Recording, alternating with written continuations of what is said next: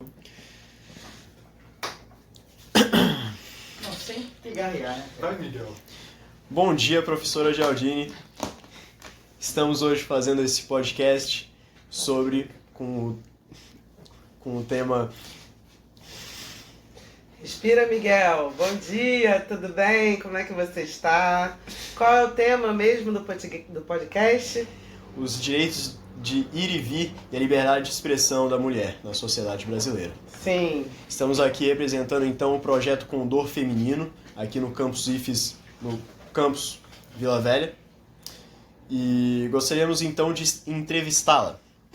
Poderia nos dar então só uma breve introdução de sua carreira como socióloga?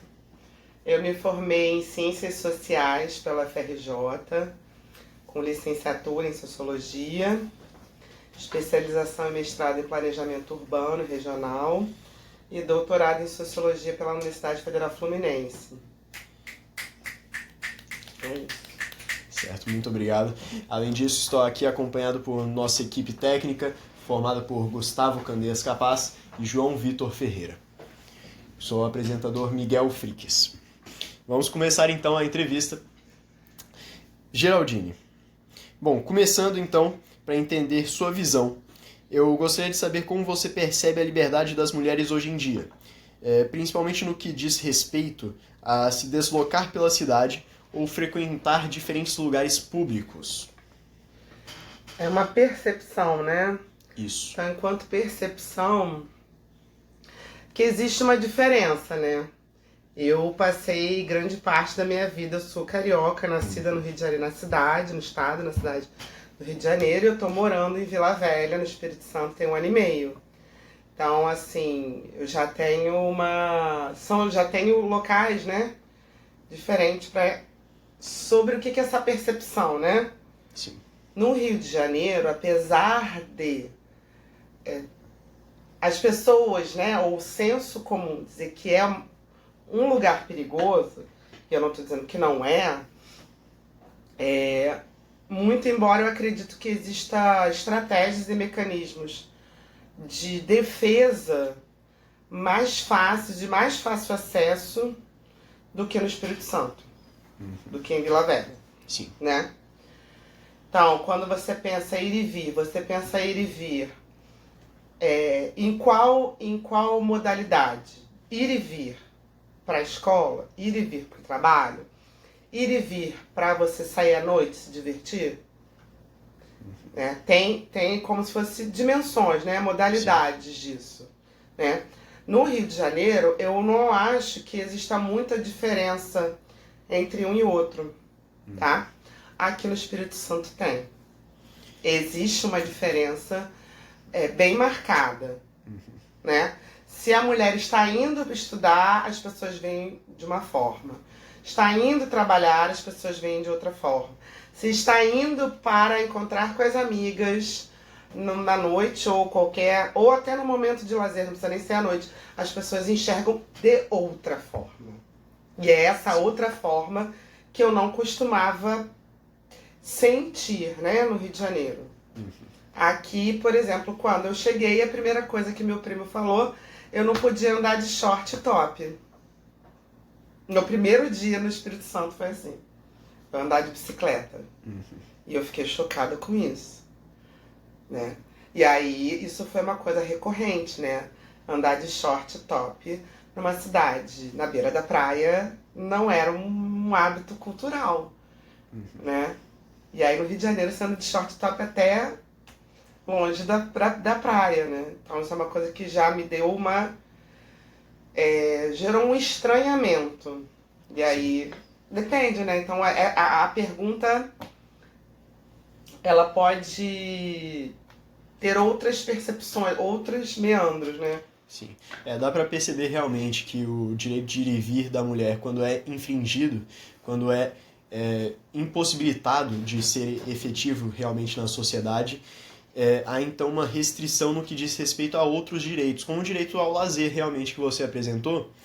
E é muito interessante ter essa sua visão, sua perspectiva, até como carioca também, porque tem realmente diferenças, muitas diferenças entre os estados. Culturais, né? Eu entendo que é uma diferença cultural. Sim. Eu entendo que existem formas de se estar, né, de existir no espaço público e no espaço privado, mas aqui eu acho que existe uma limitação maior com relação ao corpo feminino no espaço público. Uhum. Existe uma restrição e ela é muito mais limitada, minha percepção. Sim, sim, sim. E aproveitando até falando nisso, eu gostaria de saber se você já presenciou ou conhece alguém que teve essa liberdade muito limitada, realmente, ao extremo, assim, de alguma forma. Como assim? Não entendi. Digo, é muito comum a gente observar casos reais de limitação, por exemplo, de namorados possessivos que prendem as mulheres dentro de suas casas, impedem elas de saírem, realmente ter esse direito de ir e vir presente em suas vidas. Eu gostaria de saber se você já conhecia alguém que passou por isso. Algo similar, por exemplo. Aqui ou no Rio? Qualquer um dos dois, professora. O que eu percebo, então, eu não estou aqui há tanto tempo quanto eu morei no Rio, né? Então, Sim. talvez eu não tenha criado tantos laços, assim, para ter intimidade para saber, né? Então, tem esse ponto. Então, no Rio, já conheci, né, pessoas, enfim, já passei também por situações em que, assim, não é uma coisa... que as relações, né, elas não são tão taxativas, você não vai. São coisas sutis que vão minando, vão podando, vão delimitando, vai diminuindo aos poucos. Não existe uma coisa que fala você não vai, porque isso é um confronto direto. E no confronto direto, você se coloca pro confronto, ou você se retira. São essas as duas opções. E você se colocar, você também tem duas opções. Ou você aceita ou você não aceita. Sim. Então, quando se trata, foi assim que eu entendi, vê se eu estou entendendo certo. Uhum. Numa relação heterossexual entre homens e mulheres, quando o homem fala, você não vai sair assim, ou você não vai a tal lugar, não vai sair tal hora, não vai sair com tal roupa, não vai sair com fulano ou beltrano, porque se chegou nesse ponto é porque teve etapas anteriores, isso é um processo, isso não acontece de uma hora para outra. Não é uma chavinha que vira de uma hora para outra. Então isso vai caminhando aos poucos até chegar nisso, né?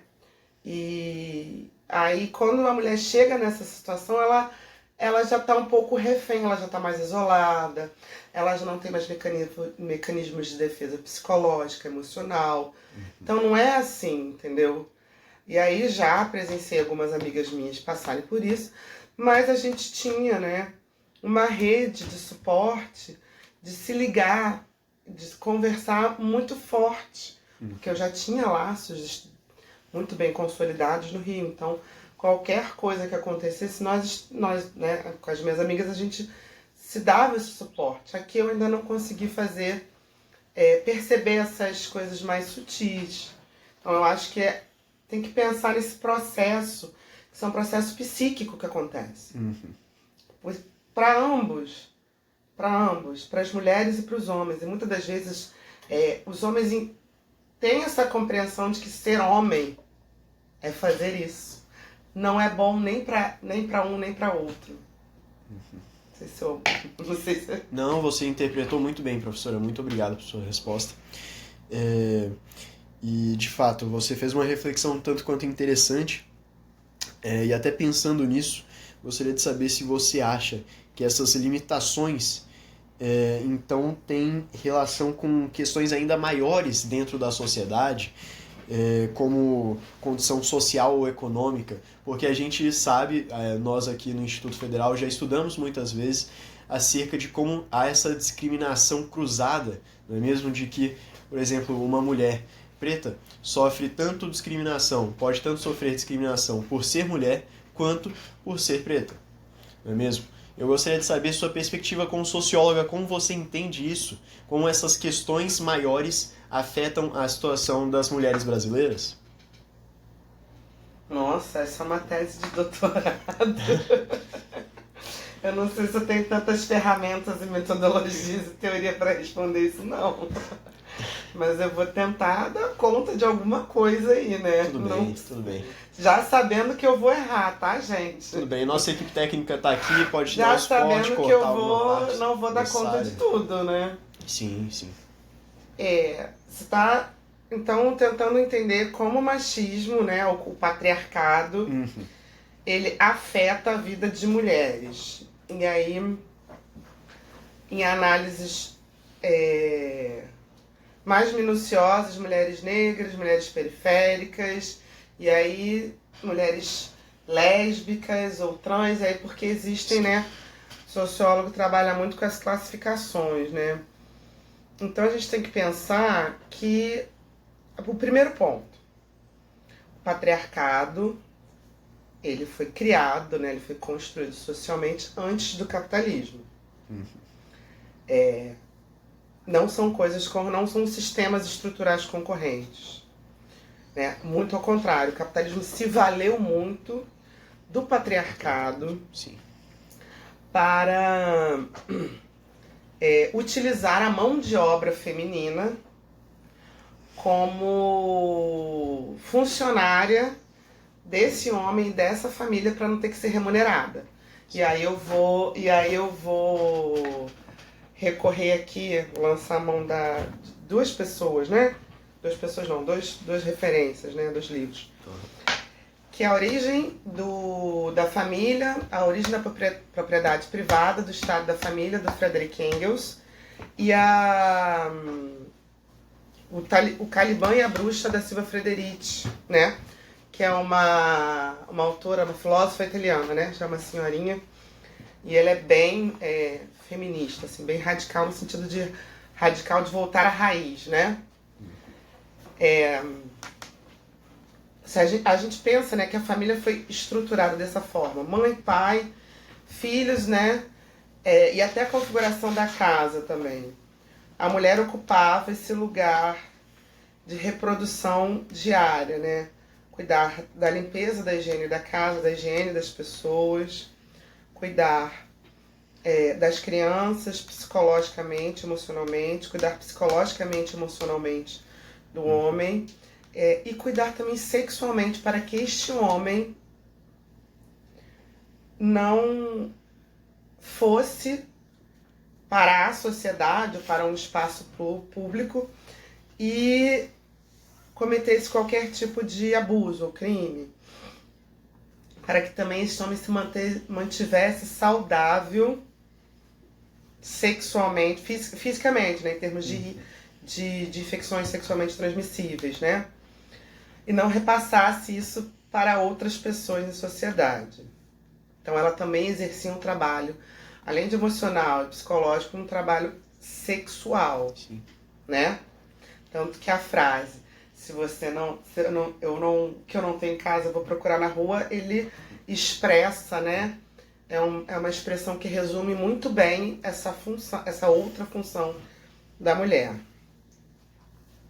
Então, a mulher estava a serviço, na sua realidade, do sistema capitalista. Não era exatamente do homem, mas através do patriarcado. E aí, esta mulher, ela vai ser classificada entre branca e negra, classe pobre, classe média, classe rica, né? E se ela não estiver a serviço desse patriarcado, que são as mulheres lésbicas, então ela tem menos valor e menos função ainda. Cada vez menos. Né? Então, se a gente parar para pensar sobre a situação da mulher negra, periférica, ela tem um lugar muito específico, né? Tem um lugarzinho muito específico. Ela tá ali para cuidar das crianças. É bem assim... Eu tô falando dentro da sociedade. A minha... atual conjuntura social realmente traz essa situação. Não Sim. é o que eu acho, não Sim. é o que eu acredito. Vamos Sim, deixar aqui sem bem dúvidas, claro. Sem dúvidas. Ok, né? Sim, sim. Mas essa mulher negra, ela tem um papel fundamental. A que horas ela volta, aquele filme que a Regina Casé estreia. É a personagem principal. Sim. Né? Sim. Ela tá ali para ser a empregada da casa, a mucama moderna da casa. Ela nunca entrou na piscina, ela nunca comeu o queijo da geladeira, bom, né? E a filha dela também não vai fazer isso. Então, quando a filha dela rompe essa barreira, rompeu com as estruturas sociais, né? Uhum. E culturais Sim. daquilo, né? Que é ascender. Pode não ascender necessariamente em termos de classe, mas pelo menos em termos de status, né? Uhum. Sim. Então, e aí se você botar a mulher serve, a mulher negra ela tá lá para servir a casa, ser, né, a empregada doméstica e muitas das vezes fazer o que a mulher branca não faz sexualmente falando. Porque a mulher negra é objetificada sexualmente. É, ainda mais, né? E não ainda mais, Sim. e não é a escolhida, né? Uhum. Para ser, né, a escolhida, porque a gente ainda tem isso, né? Ser a escolhida para o casamento. Então é cruel em todas as suas formas. Mais ainda se for uma mulher negra, periférica, né, ou seja, de classe baixa e lésbica. Ela não cumpre nenhuma das funções, né? Então talvez esse corpo seja cada vez mais excluído, né? E como é até interessante que você abordou esse tema de forma bem aprofundada e realmente em um estado em que o capital tem um maior valor social, né? Não é algo que só traz então diferença no mercado, mas traz realmente na vida cotidiana das pessoas. Entende-se que realmente colocando a mulher em um estado patriarcal realmente machista, trazer a mulher nesse segundo plano econômico já é desfavorecer ela nessa sociedade, né? Ou pensa que estou interpretando de maneira errônea, professora? Não. Você me fez lembrar duas referências aqui, que é Racismo Estrutural, do Silvio de Almeida. Muito embora possa ter polêmicas envolvidas no nome dele, mas o livro é muito bom, acho que vale a pena a leitura. Que ele vai tratar não só do racismo individual, né, mas principalmente racismo estrutural. E quem acaba trabalhando mais e acaba pagando mais imposto são as pessoas negras e de classe baixa, porque o imposto está sobre a circulação de bens, não está sobre a produção, né? Então a gente paga naquilo que a gente consome. E aí, mas talvez o caviar deveria valer mais. Não. Tá nos produtos mais básicos, como na cesta básica, arroz, feijão, né, macarrão, carne, açúcar, essas coisas mais básicas. Os impostos maiores estão nessas coisas mais básicas. E aí a família que ganha menos acaba pagando mais, né? E geralmente as mulheres negras trabalham mais, recebem menos e acabam pagando mais porque elas que compram produtos básicos, né? Tem uma família talvez, né, mais numerosa. Obviamente que isso essa pirâmide, né, populacional tem mudado ao longo das décadas, mas acaba pagando mais. E outra referência, que aí eu estava falando da primeira parte, foi a Valesca Zanello, que trabalha com... Você está falando mais sobre estrutura, né, e capital. Mas a Valesca Zanello trabalha com o conceito de prateleira do amor, né? Que aí também tem, ela a princípio fala mais das relações afetivas, amorosas, sexuais, mas isso tem um impacto na questão econômica financeira, né?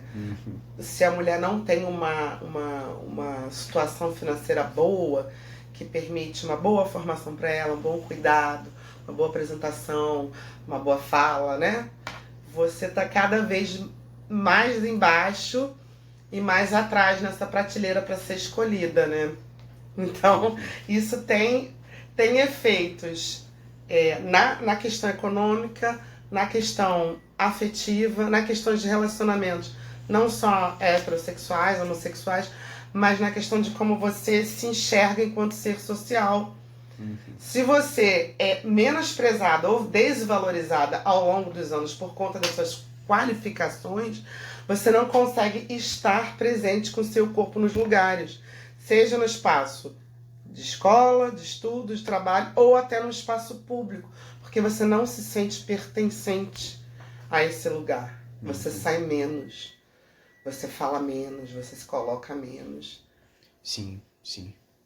Cris pesou o clima, né? Sim, sim, mas com certeza esse assunto deve ser tratado até dessa forma, séria, realmente, porque considerando todo esse desgaste social que há por conta dessa situação, realmente são muitos absurdos que devem ser tratados assim, realmente. Eu agradeço por sua participação e por estar trazendo esses assuntos dessa forma, com toda a sua maestria, professora.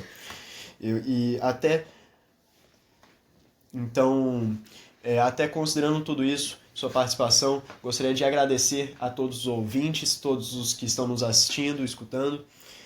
Posso deixar algumas referências aqui para leitura que eu acho importante? Sem dúvidas. A Kollontai, Krupskaya, Valesca Zanello, Silvia Frederici, Silvio de Almeida e o Frederic Engels com a origem da propriedade privada da família do Estado. São essas referências que eu acho que vocês têm que ler. Principalmente a Kollontai, a Krupskaya e a Silvia Frederici. Certíssimo. Gostaria até, professora, que você tivesse uma palavra final para finalizarmos aqui, se puder. Estudem, essa é a minha palavra final. Peguem essas referências, entendeu? Essas referências são muito importantes, né? Eu acho que é importante a gente perceber o que está acontecendo na sociedade hoje, esse movimento de retorno às tradwives. Por que está acontecendo, né? Deixar aí um pouco a provocação ao pensamento para vocês. Leiam a Krupskaya e a Kollontai. Beijo. Certíssimo. Obrigado, professora. Eu não sei se foi... Magnífico. Pode encerrar? Vocês estão falando isso só? Pode encerrar aqui, por favor, a gravação do áudio. Acredito. Eu até mais do que foi proposto. Será? professor, eu Vocês agradeço. são péssimos, eu vou falando, eu fico com medo de me Pausa a perder. gravação aqui. É só clicar. Professora, mas você realmente mandou muito bem, muito